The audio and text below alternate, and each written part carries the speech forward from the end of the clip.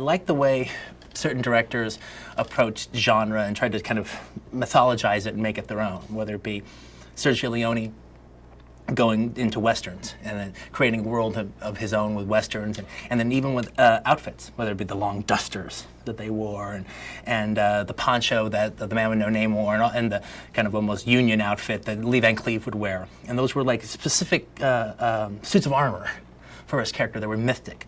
And if you went to France and you looked at the gangster films that Jean-Pierre Melville did, which were kind of very similar, even though he was going about it in a French way, it's very similar to what I was trying to do, where he was like, he'd take genre stories from Warner Brothers' heyday and then kind of do it in his French style and have it take place in Pigalle as opposed to Hell's Kitchen. But again, he had a sense of style for his characters, with their snap brim fedoras and their trench coats and their raincoats. Yeah, Bogart wore that kind of stuff, but man, when you see Belmondo wear it and when you see Alain Delon wear it, wow, okay, it has this specific look, and that became the suit of armor for his characters. And in the 80s, you had John Woo doing his version of gangster stuff with, and he's taking from Melville.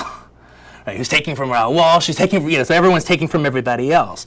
But, John Woo's characters had their own suit of clothing and their own glasses and the way they wore what a match in their mouth or whatever. So when I came along, my thing was to establish my own sense of style, my own sense of like a coat of armor for them. And mine was the black suits. That was the thing, is in Reservoir Dogs. And in Reservoir Dogs, there's a practical reason why I have them wear black suits. But by the time Pulp Fiction came around, it's more like, no, that's just my style. My guys wear black suits, and it's like Melville's trench coats, or like John Woo's pigeons, or